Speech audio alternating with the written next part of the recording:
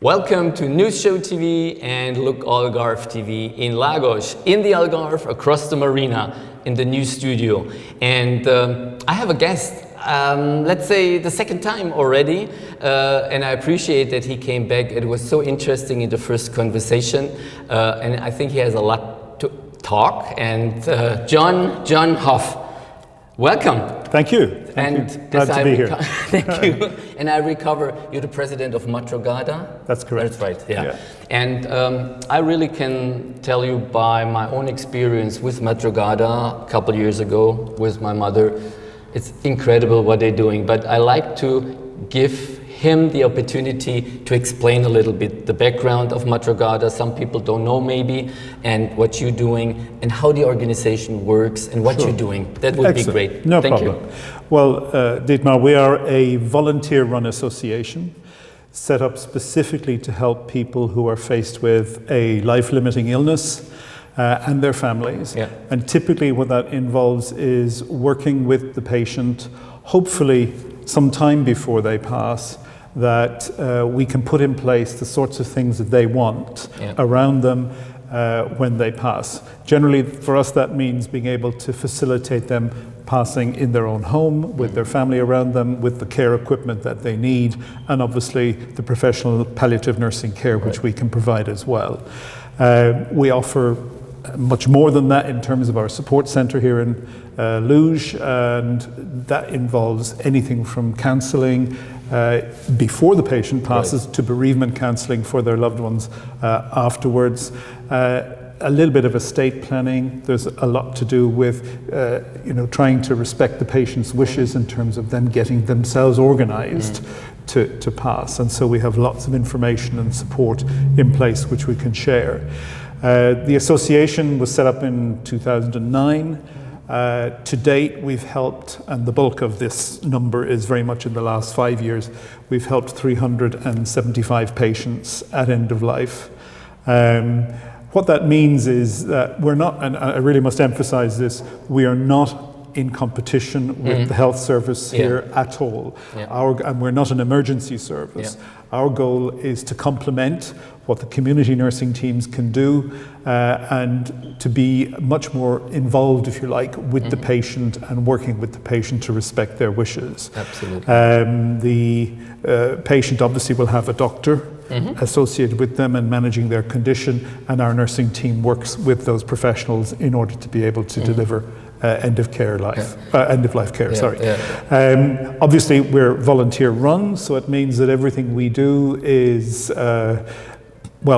dependent entirely on the goodwill of others, and in that respect, obviously, we have to raise money to cover the cost of providing our service. We don't charge for the service, which to many people seems extraordinary. Yes. It's a very worthy cause. It's a wonderful opportunity to be able to help people, perhaps at their lowest ebb, but equally, it's marvelous to see how the impact that what we do has, not just on the patient, but on the people around them at end of life. And that really is, I think, what's so rewarding about doing what we do. We, as an association, have maybe 150 volunteers working with us. Typically, they're not involved in any care delivery. That is very much on the money-raising side of things in order to be able to pay for the care and the services that we provide. We have 4 retail outlets across the Algarve. Our reach at present is probably from the Western Algarve, the Barlavent area, through to Central Algarve. Our goal is to be as far as the Portuguese border if we can. We have plans in the making for establishing a service in Lule, so that we could have 2 hubs, the hub here in the Lagos area and a hub in Lule. Possibly even stretching it a bit further at Villarreal at some point, but clearly there is huge demand for what we do, and the state provision, such as it is, and it is much improved, it has very limited resources in terms of being able to help everyone that wants to pass at home. And that's why hospitals are so crowded, and the state medical plan, if you like, or the healthcare plan for the country is to try and get much more community-based nursing in place. Yeah. And so what we're doing alleviates that to a small extent. Absolutely. And I think it's not a small extent. It's really, like I said before, out of my own experience, this was so smooth with my mother, and the lady who was there, she was there, and the stuff we needed around was there. Incredible, really incredible, and we don't have to fill out thousands of papers and administration things, and so that's amazing, not only for the patient, for the family. And at what point, can I ask a question? Because Sure. I wasn't familiar with Yes. your mother's case, but at what point did we make an intervention? Was it very close to the end, or Yes. did we know sometime before? 14 days. Okay, and that is quite a short time frame. Yeah. If we know more in advance, Yeah. obviously we have more opportunity Right.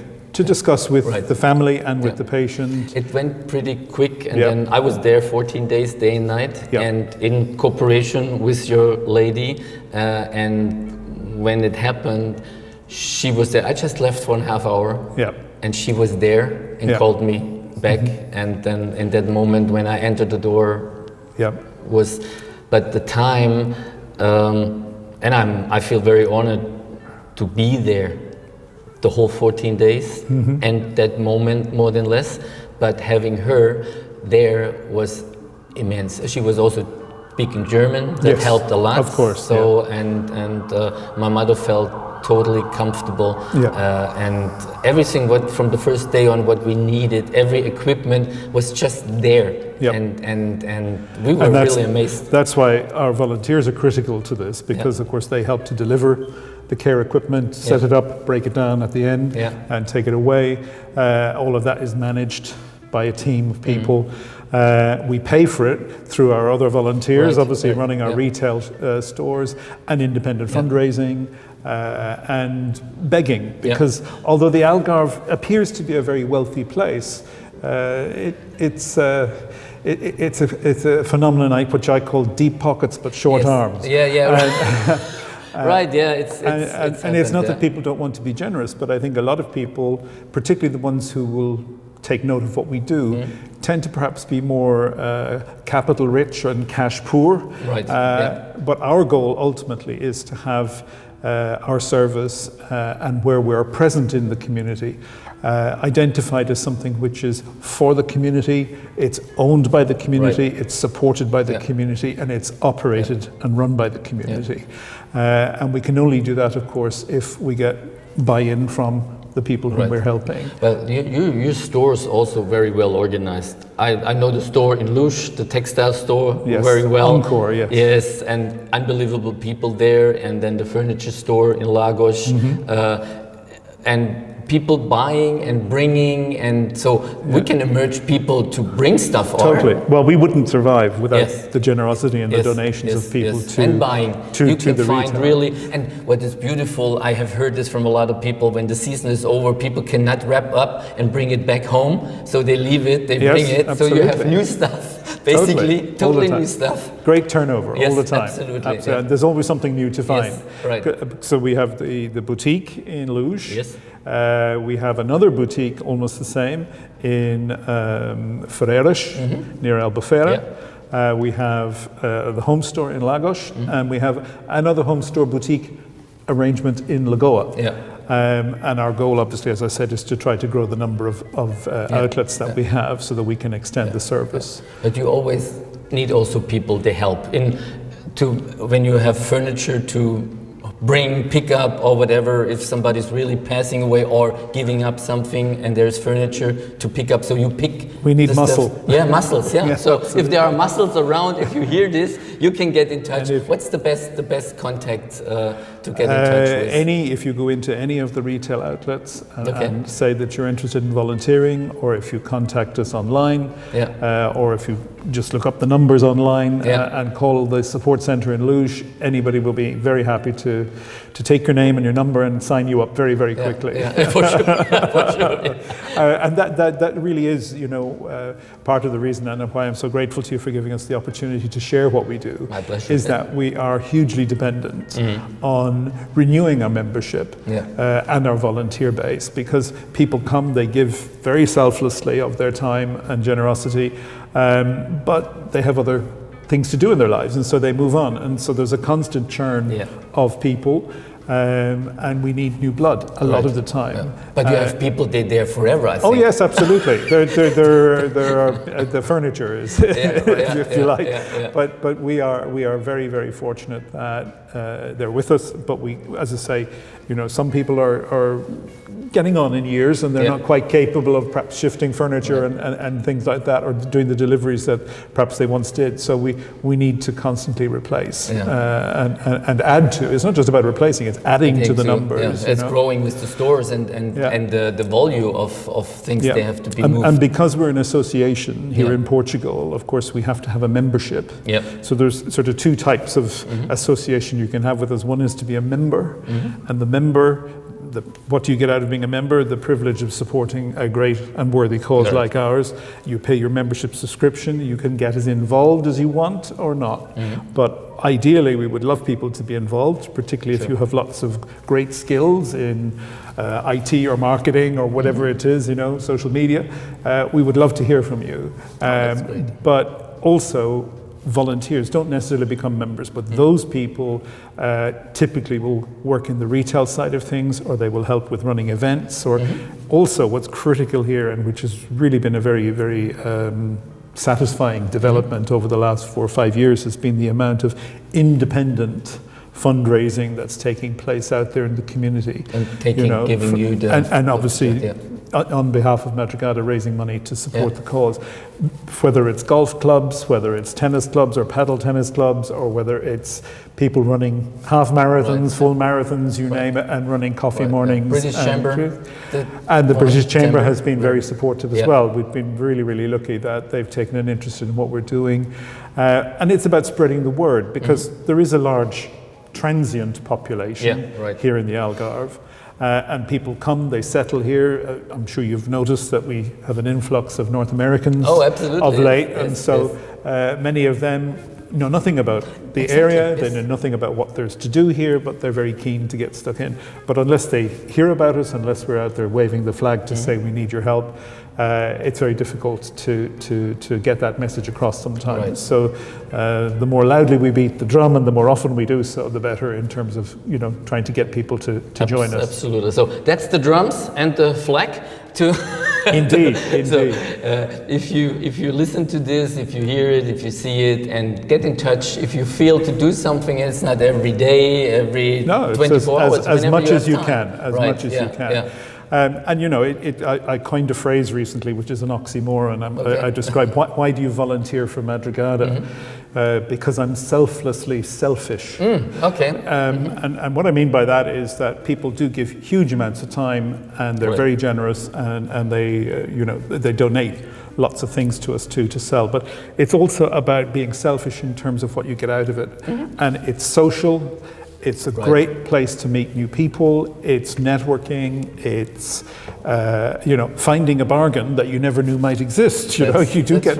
I'm not saying you get first dibs on everything, but you will meet new people. You will feel part of a very important initiative here in the Algarve, and it's very, very satisfying. That's one thing. And when you're new in the area, you just arrive. You have a place to go. You don't have to work immediately, but you meet people, and if you feel to be involved, everybody is open. Absolutely, And if your friends in the real estate community are listening, or property management community are listening, here's a shout out to all those people that when your tenants or your owners are either upcycling or remodeling their homes or their apartments or whatever it is, please think of Madrugada and what you can donate to us so that we can help others. Wonderful. I think that's a great finish, or? Thank you. Do it. Get in touch with Madrugada and see what you can help out with, or if you want to get rid of things, that's a big problem for a lot of people. They don't know where to do it. So you come with the van, you pick it up. If it's bulky items, absolutely. Right, yeah. So smaller stuff you can bring to the home store. Bring directly, but you have the ability to bring it. So that helps some people also. And if they can drive a large van at the same time, we'll sign them up as a volunteer. Wonderful. So here's your contract. John, thank you very much for coming over and giving a little bit more deeper insights of Madrugada. My pleasure. I appreciate it. And like I said again, my personal experience state everything what you're saying, and I just can recommend this, really, honestly, from my heart. And as we say in Madrugada, because you care, we can. Wonderful. Great finish. Thank you very much for watching, and see you next time. And we're coming up with much, much more. Thank you very much. Stay tuned. Bye-bye.